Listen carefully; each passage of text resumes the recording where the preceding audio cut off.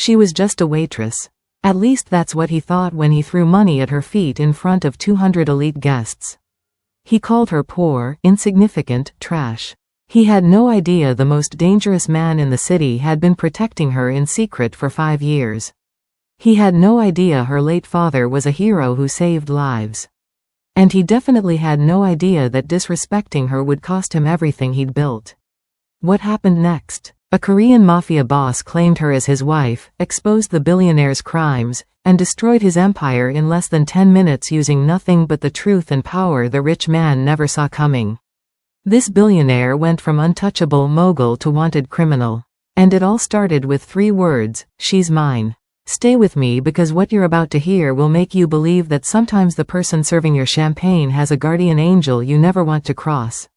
And sometimes, the most dangerous love story starts with a public declaration of war. This is the story of the night I discovered I was never alone.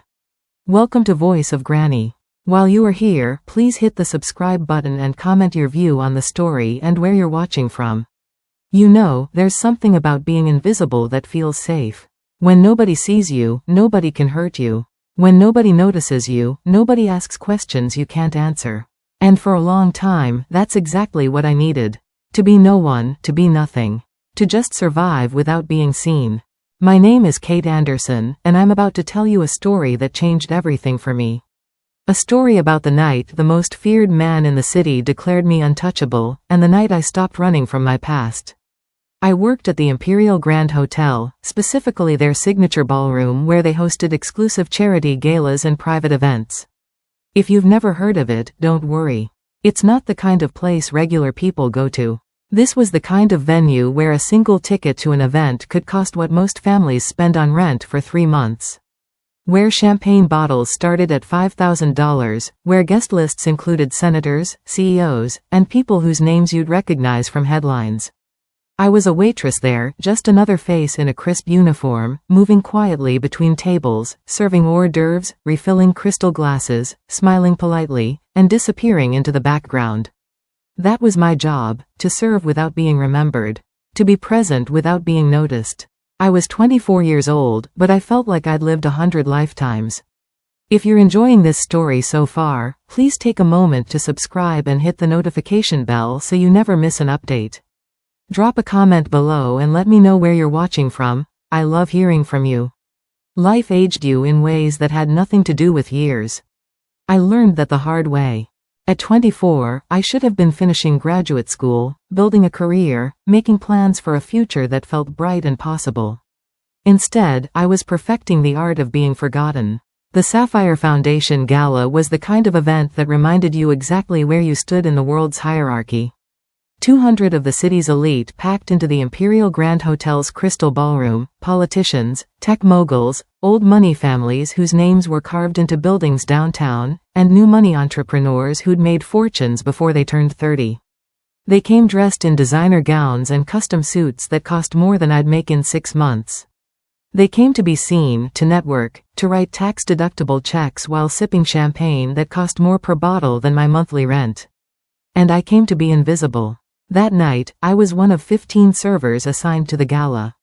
We wore identical black dresses with white collars, our hair pulled back in neat buns, our faces carefully neutral. We were interchangeable by design. Furniture with pulses. That's what my training manager had said during orientation 3 years ago, and she hadn't been joking. Our job was to anticipate needs before they were spoken, to appear when summoned and vanish when dismissed, to never, ever, become memorable. I was good at it. Better than good. I'd made invisibility into an art form.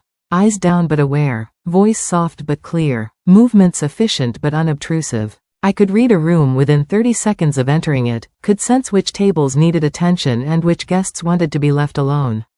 I knew how to carry a tray through a crowded space without bumping a single elbow, how to refill a glass without interrupting a conversation, how to exist in a room full of powerful people without any of them remembering my face 5 minutes after I left.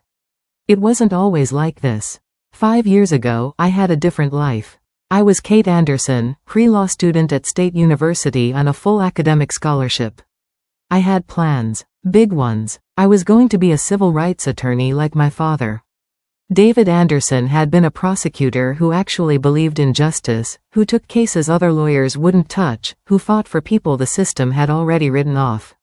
He was my hero. But then he died. The official report said it was a car accident, brake failure on a rain-slicked road. He lost control, went over a barrier, and by the time they found him, it was too late. But my father was meticulous about car maintenance. And the cases he was working on at the time involved some very dangerous people. I never believed it was an accident. Neither did the people who started following me. I never saw their faces clearly. But I felt them watching. Notes appeared in my campus mailbox with no return address. My apartment was broken into, nothing stolen, just a message that someone could get to me anytime they wanted.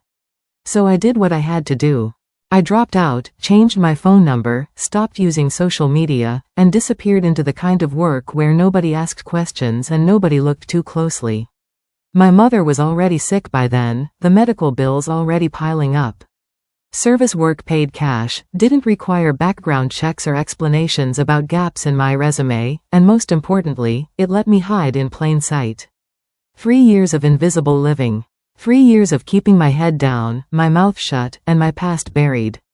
3 years of telling myself it was safer this way. And on most nights, I almost believed it. But tonight was about to prove me wrong.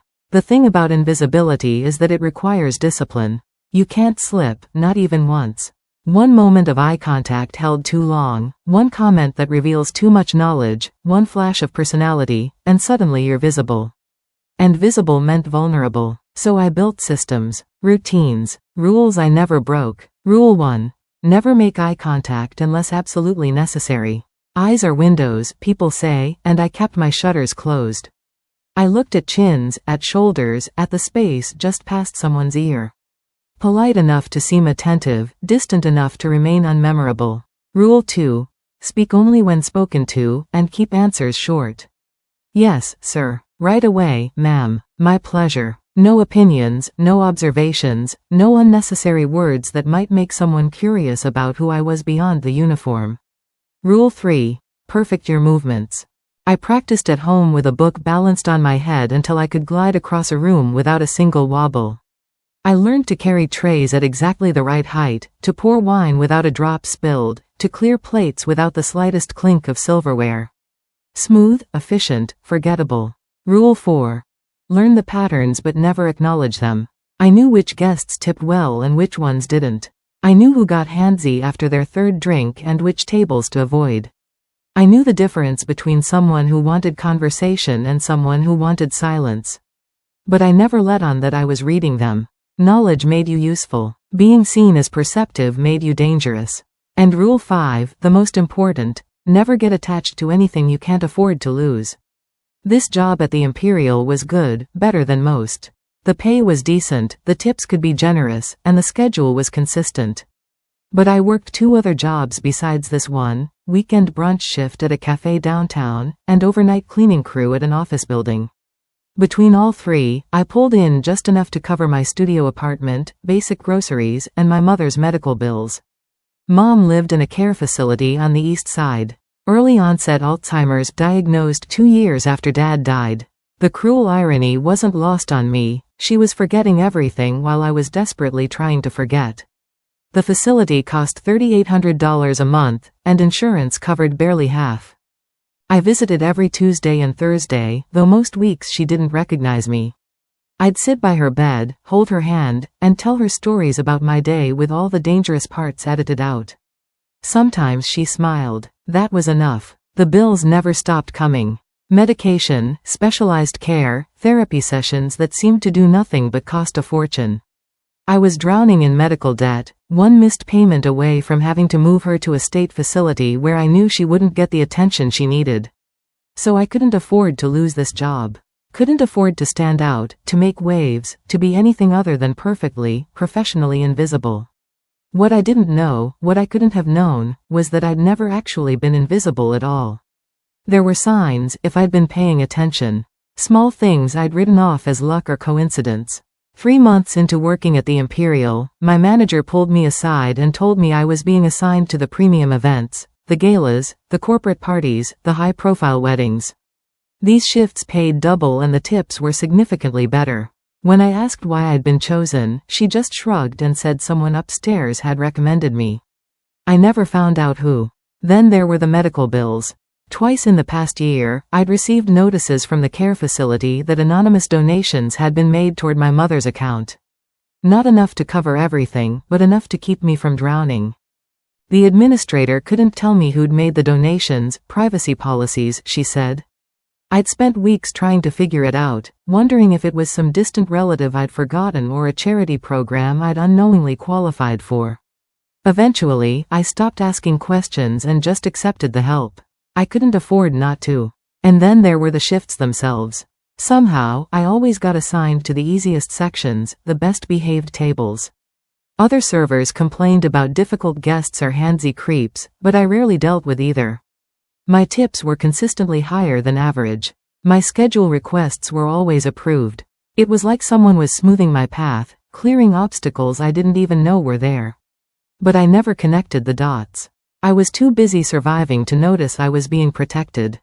Too focused on staying invisible to realize someone had been watching me all along. Someone who'd been waiting for the right moment to step out of the shadows. And tonight, that moment had finally come. The ballroom had a rhythm to it, a carefully orchestrated flow of conversation, laughter, and clinking glasses. You could feel when that rhythm changed, when something disrupted the delicate balance of a high society event. It happened at exactly 8:47, according to the antique clock above the bar. Edward Smith arrived like a conquering general entering occupied territory. He came through the main entrance with an entourage of 6. 4 men and 2 women, all dressed in the kind of expensive clothes that screamed new money trying too hard to look like old money. Their laughter was too loud, their gestures too broad, their voices cutting through the refined murmur of the gala like a chainsaw through silk. Edward himself was tall, mid-50s, with silver hair that was probably dyed and a tan that definitely came from a booth. His suit was custom-tailored, his watch was a Patek Philippe that cost more than a house, and his smile had the warmth of a shark sizing up prey. I watched from my position near the service station as the energy in the room shifted. Other guests glanced over, their expressions ranging from curiosity to poorly disguised distaste. Staff members tensed. Our head waiter, Marcus, straightened his bow tie and put on his most professional smile, the one that meant he was already calculating how to handle a problem guest. Edward's group was loud, demanding, treating the waitstaff like automated furniture. I saw one of his associates snap his fingers at a server, actually snap his fingers, to get attention. Another made a dismissive gesture when offered the wine list, saying something about, "Just bring us the most expensive bottle you have, price doesn't matter." It was the kind of performance wealth that made even rich people uncomfortable. But there was something else in the room that night. Something that made the hair on the back of my neck stand up. Across the ballroom, in the far corner reserved for VIP tables, sat a group that radiated an entirely different kind of power. There were 4 of them. 3 men in dark suits that looked expensive but understated, and 1 man who sat at the center like gravity itself. I couldn't see his face clearly from where I stood, but I didn't need to. You could feel his presence the way you feel a storm coming before the first drop of rain falls. This table was quiet, dangerously quiet. While the rest of the gala buzzed with conversation, these men spoke in low tones, their words meant only for each other. They didn't need to be loud. Other guests gave them a wide berth, their paths curving around that corner of the ballroom as if pulled by invisible force. Even the most arrogant millionaires in the room seemed to instinctively avoid that section. I'd seen tables like this before. Money couldn't buy the kind of respect that came from fear. And whatever these men were, they weren't here for charity. "Kate," my manager's voice snapped me out of my observation. Michelle appeared at my elbow, her expression tight with stress. "I need you to take Section 4. My stomach dropped. Section 4 was Edward Smith's table. Marcus was supposed to, I started. "Marcus is handling the VIP corner," Michelle cut me off, her voice low and urgent. "And every other senior server is already assigned. You're good with difficult tables. Just smile, serve, and stay professional. Can you do that?" It wasn't really a question. I needed this job. I needed the money. And in the hierarchy of service work, you didn't say no to assignments, no matter how much dread pooled in your gut. Yes, ma'am, I said quietly. I can do that. Michelle squeezed my shoulder once, a gesture that might have been encouraging or apologetic, I couldn't tell which. Then she was gone, moving on to the next crisis in a night that was already feeling like it might spiral into disaster. I picked up my serving tray, smoothed down my uniform, and took a breath. Eyes down, voice soft, invisible. Just get through the night, I told myself. I had no idea I was walking straight into a collision that would shatter everything. I approached Edward Smith's table the way you'd approach a sleeping predator, carefully, quietly, with every muscle tensed for flight. The group was deep in conversation, Edward holding court while his companions laughed at intervals that seemed calculated rather than genuine. So I told the city council, Edward was saying, his voice booming across several nearby tables, either you approve my permits or I'll build in the next county over and take 10,000 jobs with me. You should have seen their faces. They practically begged me to. He gestured broadly with his right hand, his arm sweeping out in a wide arc to emphasize whatever point he was making. I saw it happening as if in slow motion. His elbow connected with the champagne flute at the edge of the table. A delicate crystal glass filled with Dom Perignon that probably cost $300. The glass tipped. Champagne arced through the air in a golden spray, and splashed directly onto Edward Smith's custom Italian suit jacket. I froze. The entire table went silent. For one terrible moment, the only sound was champagne dripping onto the marble floor. You stupid, Edward's face flushed crimson as he shot to his feet, his chair scraping loudly against the floor. The conversation at nearby tables died instantly. Heads turned. Do you have any idea what you've done? Sir, I'm so sorry, I started, even though I hadn't been anywhere near the glass when it fell. My voice came out steady despite the panic flooding my chest. Sorry? He cut me off, his voice rising to ensure everyone in the ballroom could hear. Sorry doesn't fix a $15,000 suit, you clumsy idiot. The number was probably inflated, but that didn't matter. What mattered was that 200 pairs of eyes were now watching us. Watching me. This is exactly what's wrong with people like you, Edward continued, his face twisted with contempt. Uneducated. Careless. You can't even do a simple job without destroying other people's property. Do you even understand what this suit costs? No, of course you don't. People like you shop at thrift stores. Each word landed like a physical blow. I kept my eyes down, my hands clasped in front of me, every instinct screaming at me to disappear, to become invisible again. But there was no invisibility now. Not with the entire gala staring. Sir, if you'll allow me to help you clean, I tried again. Don't touch me, he snapped. You've done enough damage. He pulled out his wallet, a thick leather billfold that he made a show of opening. He extracted several bills, hundreds, I could see the denomination from where I stood, and then, with deliberate cruelty, he threw them at my feet.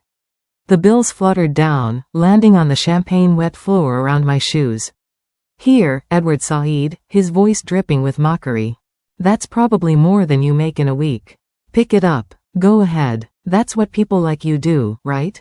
Scramble for scraps? Laughter rippled from his table. Not genuine amusement. This was the kind of laughter that came from people who understood cruelty as social currency, who knew that joining in the humiliation was safer than defending the victim.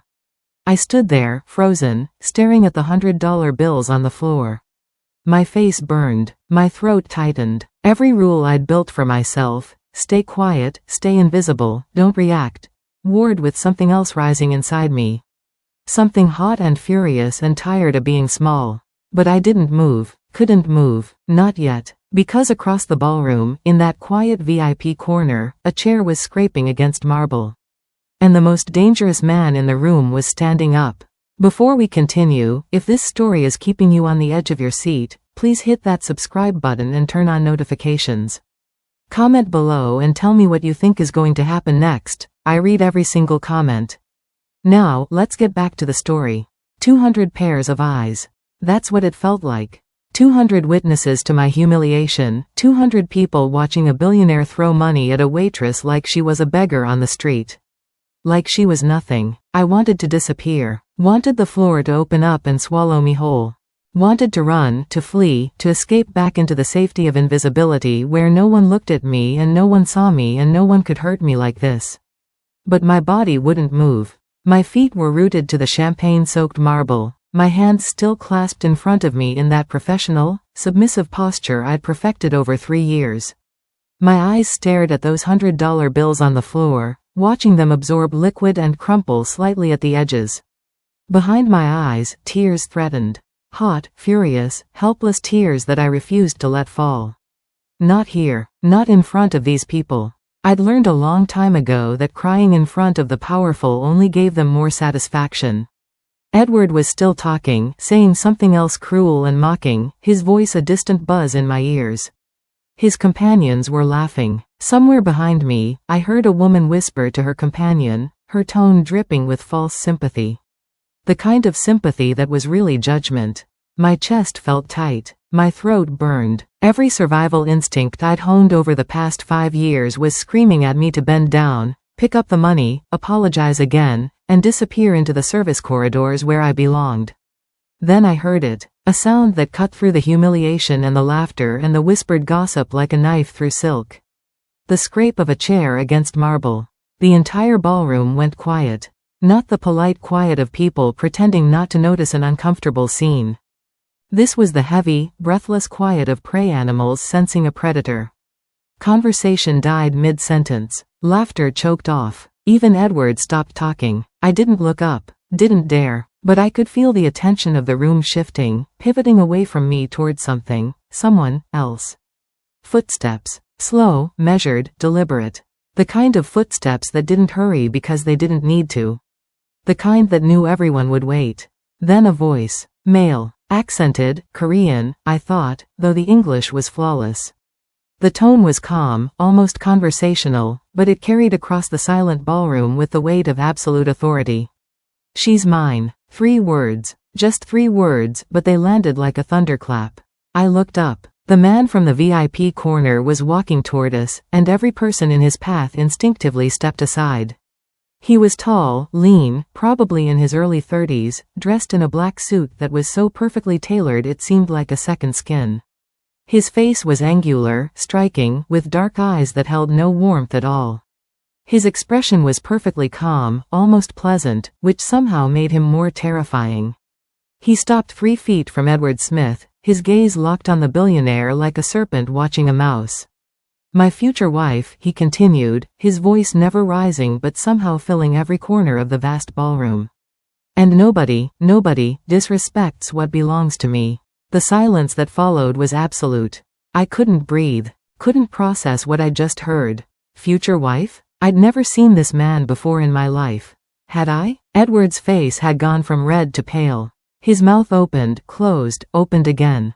For the first time since he'd walked into the gala, he looked uncertain. Who are you? Edward stammered, his bravado cracking. The man smiled. It was the most terrifying smile I'd ever seen. John Soo, he said simply, as if the name should explain everything. And judging by the wave of recognition that rippled through the crowd, apparently it did. The whispers started immediately, spreading through the ballroom like wildfire. I heard fragments of conversations, names and rumors spoken in hushed, urgent tones. John Soo, is that really him? Oh my God, I thought he was just a myth. Does Smith have any idea who he just? We need to leave, now. Edward's laugh came out strangled, forced. Is this some kind of joke? Did someone put you up to this? He looked around at his companions as if expecting them to share in the absurdity.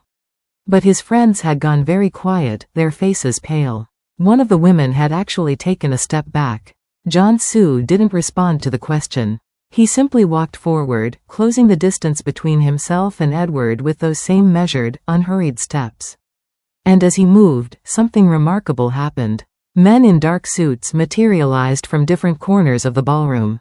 They hadn't been obviously present before, had blended into the crowd so seamlessly I hadn't noticed them.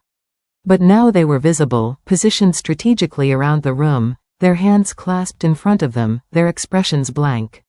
Security. His security. There had to be at least 8 of them that I could see.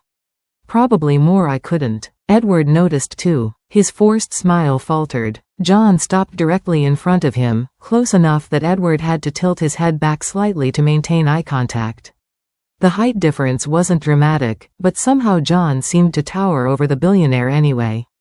It was something about the way he held himself, the absolute certainty in his posture. When John spoke, his voice was quiet. Conversational, even. But in the deadly silence of the ballroom, every single word carried with perfect clarity. "You just humiliated my woman," he said, his tone almost pleasant. "In public. In front of 200 witnesses. You called her names. You threw money at her feet like she was a dog begging for scraps." He paused, his dark eyes never leaving Edward's face. "I take that personally." Edward's face had gone from pale to gray. "Look, I didn't know, she's just a waitress, I didn't realize." "Just a waitress," John repeated softly, and somehow those 3 words sounded more dangerous than any threat. Interesting choice of words. Then he turned away from Edward, away from the crowd, and looked directly at me. His expression changed. The cold, predatory intensity softened into something I couldn't quite read. Concern, maybe, or careful control. He took 2 steps toward me and extended his hand, palm up. "An invitation, not a demand." "Kate," he said, and hearing my name from his lips sent a shock through my system. He knew my name. How did he know my name? "Will you allow me to handle this disrespect?" I stared at his outstretched hand. My mind was racing, trying to process everything happening, trying to understand who this man was and why he was doing this and what he wanted from me. My heart hammered against my ribs. Every instinct screamed danger, but there was something else in his eyes. Something that looked almost like recognition. Like he knew me. Like this wasn't the first time he'd seen me, even though I was certain I'd never seen him before. Or had I? In the margins of my life, in the background, watching from the shadows? The mysterious donations, the preferred shifts, the smoothed path. Someone had been protecting me. My hand was trembling when I raised it. Trembling when I placed it in his. His fingers closed around mine, warm and steady and surprisingly gentle. I nodded. Couldn't speak, but I nodded. John Suu's expression shifted again, a flash of something fierce and satisfied crossing his face. He turned back to Edward Smith, still holding my hand. "Now," he said quietly, "let's discuss respect." John didn't raise his voice. He didn't need to. The room was so silent you could hear the champagne fountain bubbling at the bar, the soft rustle of expensive fabric as people shifted uncomfortably in their seats. "Edward Smith," John said, his tone almost conversational, as if he were discussing the weather. "Real estate developer, self-made billionaire, philanthropist." He paused, his mouth curving into something that wasn't quite a smile. "Those are the words people use to describe you, aren't they?" Edward's jaw tightened. "I don't know what you think you're." "The Riverside Development Project," John continued, cutting him off smoothly. "Luxury condominiums along the waterfront. Beautiful property. Except the land wasn't actually yours to develop, was it?" He tilted his head slightly, his dark eyes never leaving Edward's face. "The original deeds were held by the Martinez family for 3 generations. Until suddenly, mysteriously, those deeds disappeared and new ones appeared with your name on them. Forged documents. Falsified signatures. Notary seals purchased from a corrupt clerk who's since disappeared." The color was draining from Edward's face. That's ridiculous. "You can't prove." "I can prove everything," John said softly. "My people have been investigating your business practices for 6 months. We have copies of the original deeds. We have testimony from the clerk before he vanished. We have bank records showing your payments to him." He paused. "Would you like me to continue?" The ballroom had erupted in whispers again, but quieter this time. Phones were being discreetly pulled from purses and pockets. This was going to be headlines by morning. John turned slightly, addressing the room now rather than just Edward. His voice remained calm, almost educational. "The West Side demolitions. 300 families displaced from rent-controlled housing. Buildings condemned under false pretenses, inspections paid for, violations fabricated. Those families lost their homes so Mr. Smith could build his luxury shopping complex." A woman near the front gasped. I recognized her from the society pages, a city council member. "City Councilman Park," John continued, his voice never wavering. $500,000. Transferred through 3 shell companies to avoid detection, but the paper trail exists. The payment was made in exchange for pushing through zoning changes that should never have been approved. Edward's face had gone from gray to white. His hands were clenched at his sides, his breath coming faster. You have no right, you can't just accuse me of. The Chen family, John spoke over him. Elderly couple forced from their home of 40 years when you bought their building and immediately declared it uninhabitable. They're living with their daughter now. In a one-bedroom apartment. Because you wanted the land for parking spaces. He listed more. Names, dates, amounts. Each revelation landed like a hammer blow. The Kowalski brothers who lost their family business. The Rodriguez family whose property was seized through eminent domain abuse. The documented bribes, the falsified reports, the pattern of systematic corruption that stretched back years. Edward's colleagues were backing away from him now, literally putting physical distance between themselves and the man who was being systematically destroyed in front of 200 witnesses. John's people had been thorough. Terrifyingly thorough. This wasn't just research, this was a complete dismantling of a man's entire criminal enterprise, presented with the calm precision of a prosecutor laying out evidence. Finally, John stopped. The silence that followed was suffocating. You have 48 hours, he said quietly. Return every fraudulent deed. Compensate every family you displaced. Resign from every board, every committee, every position of power you've abused. His expression hardened. Or my people will do what the courts won't. And trust me, Mr. Smith, you don't want that. Edward's mouth opened and closed. No words came out. For the first time in probably his entire adult life, Edward Smith had absolutely nothing to say. John turned to the crowd, his voice carrying clearly. Anyone doing business with this man should reconsider. His empire is built on fraud. And empires built on lies always fall. Then he turned back to me, still holding my hand, his expression softening again. Shall we go? He asked gently. I nodded, not trusting my voice. As John led me toward the exit, the ballroom erupted. The exodus began before we'd even reached the ballroom doors. Edward's investors moved first. 3 men in matching navy suits stood simultaneously, their chairs scraping in unison like a choreographed performance. They didn't say goodbye, didn't offer explanations. They simply left, their expressions carefully neutral but their haste unmistakable. Deals worth millions, maybe tens of millions, dissolving in real time. Then the business partners. A silver-haired woman in a red gown stepped forward, her voice cutting through the chaos with practiced authority. I'm Laura Chen, Smith Development's CFO. As of this moment, I'm dissolving our partnership. Our legal team will be in contact regarding asset separation and liability protection. She looked at Edward with something between pity and disgust. You're on your own. The photographers weren't subtle. Camera flashes erupted from every corner of the ballroom. This wasn't a charity gala anymore, it was a news event. A public execution. By morning, Edward Smith's humiliation would be trending on every platform, his face frozen in that moment of pale, sweating panic, his empire crumbling in high definition. Hotel security appeared, flanking Edward on both sides. Not John's people, the hotel's own team, probably under orders from management to remove the source of disturbance before the entire event imploded. Get your hands off me. Edward's voice cracked, his earlier arrogance completely shattered. Do you know who I am? I'll sue this hotel, He fumbled for his phone, fingers shaking as he tried to dial. I need my lawyer. But whoever he was calling wasn't answering. He tried again, and again. Each unanswered call made him more frantic, more desperate. His face was slick with sweat, his $15,000 suit wrinkled and champagne-stained, his carefully constructed image of untouchable power completely destroyed. Security escorted him toward the exit, his protests growing fainter as the distance increased. The last thing I heard before the doors closed behind him was him screaming into his phone. Answer me, damn it. Answer. Then he was gone. John's hand was still wrapped around mine, steady and warm despite everything.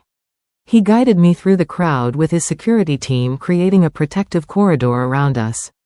People stepped back instinctively, their faces a mixture of shock, fear, and morbid fascination. One of John's associates, a tall man with a scar along his jawline, materialized at John's elbow. Sir, the East Conference Room is clear. John nodded once. Thank you, Min Jun. They led me through a side exit, down a corridor lined with abstract art and soft lighting, into a small conference room that probably cost more per hour to rent than I made in a month. The door closed behind us with a quiet click that sounded impossibly loud. I was shaking, my entire body trembling like I'd been submerged in ice water. The adrenaline that had kept me frozen in place during the confrontation was draining away, leaving behind nothing but confusion and terror and 1,000 questions I didn't know how to ask. John released my hand gently, stepping back to give me space. He said something in Korean to Min Jun and the other guards. They nodded and filed out, closing the door behind them. We were alone. John moved to the sideboard, poured water from a crystal pitcher into a glass, and offered it to me. "Drink," he said quietly. "You're in shock." I took the glass with both hands to keep from dropping it. The water was cold and helped focus my spinning thoughts slightly. But not enough. "Who are you?" My voice came out hoarse, barely above a whisper. "Why did you do that? What do you want from me?" John studied me for a long moment, his expression unreadable. Then he pulled out a chair, gestured for me to sit, and said 4 words that changed everything. "I knew your father. If you've made it this far, you're part of something special. Please subscribe and share this story with someone who needs to hear it. Drop a comment and tell me what you think Kate should do next." And now, the conclusion. I sat down hard, my legs giving out. The glass of water trembled in my hands, ripples distorting the surface. My father? The words felt foreign in my mouth. I hadn't spoken about him to anyone in 5 years. "How did you?" 7 years ago, John said, settling into the chair across from me. His voice had lost its dangerous edge, becoming something quieter, almost reverent. My younger sister, Ji Yeon, was 19. She came to America to study. She was bright, trusting, naive about how cruel people could be. His jaw tightened. Human traffickers targeted her, promised her modeling work, told her lies she wanted to believe. By the time I found out, she'd disappeared. My chest constricted. I knew these stories. My father had prosecuted these cases. I searched for 3 months, John continued. Used every resource I had, every contact, legal and otherwise. I found nothing. The people who took her knew how to hide. They had systems, protection, money changing hands in the right places. He paused, his eyes distant. Then your father found her. David Anderson, a prosecutor who actually gave a damn about people the system had forgotten. He was investigating a trafficking ring, following evidence other law enforcement ignored. He found Ji Yeon in a basement in Newark. She'd been missing for 93 days. Tears were burning my eyes now. That sounded exactly like something my father would do. He could have just reported it, let someone else handle the rescue. But he didn't trust that they wouldn't lose her again in bureaucracy. So he went in himself with 2 officers he trusted. He got her out. John's voice roughened slightly. Your father gave my sister her life back. He saved her when no one else would. I tried to thank him, John said. Tried to offer compensation, help, anything. He refused. Said he was just doing his job. That justice wasn't transactional. A bitter smile crossed his face. He was a rare man, Kate. Truly rare. My father. My heroic, stubborn, impossibly principled father. 6 months later, he was dead, John said quietly. A car accident that wasn't an accident. I know this because the same trafficking network he'd destroyed was connected to powerful people. People who wanted him silenced. The brake line didn't fail randomly. It was cut. The water glass slipped from my fingers, hitting the carpet with a muffled thud. Water spread in a dark stain, but I couldn't move to pick it up. I couldn't save him, John said, and for the first time, I heard genuine pain in his voice. I was too late, but I could save his daughter. So I've been watching you, protecting you from the shadows. The job opportunities, the medical bill donations, the smooth shifts, all of it. I made sure you were safe, that you could survive while you healed. Tonight, when that man humiliated you, I couldn't stay silent anymore. I made you untouchable. Claimed you publicly as mine so that no one in this city would dare harm you again. I stared at him, my mind reeling. 5 years. 5 years he'd been protecting me, and I'd never known. Why? I whispered. Why go this far? Because your father gave my sister her future, John said simply. And I can never repay that debt. So I protect his daughter. It's the only honor I have left to give him. He stood then, moving to the window, giving me space to process. But you have a choice now, Kate. You can accept my protection, publicly be the woman I claimed you are. It comes with implications, with connections to my world that are dangerous. Or you can walk away, and I'll still protect you, but from a distance. You'll be safe either way. He turned back to face me. But understand this. You can never be invisible again. The world saw you tonight. Your face will be in every news story about Edward Smith's fall. There's no going back to hiding. No going back. The words settled over me like a weight and a liberation all at once. I thought about my father. About how he'd never hidden, never made himself small, never apologized for fighting for what was right even when it cost him everything. He'd died with honor. He'd died saving people. And I'd spent 5 years hiding from his legacy, convinced that invisibility was safety. But maybe I'd been wrong. Maybe being seen wasn't dangerous. Maybe it was powerful. I stood up, my legs steadier now. Looked John Sue directly in the eyes. I'm done being invisible, I said, my voice clear and certain for the first time in years. I'm done hiding. My father didn't raise a coward. John's expression shifted, respect, approval, something almost like pride. Then welcome back, Kate Anderson, he said quietly. The world is going to know your name. And for the first time in 5 years, that didn't terrify me. It felt like coming home. Thank you for reading this story. If it moved you, please subscribe, like, and share. Leave a comment about what this story meant to you. Until next time, this is Voice of Granny, reminding you that sometimes the person you underestimate the most is the one who'll change everything.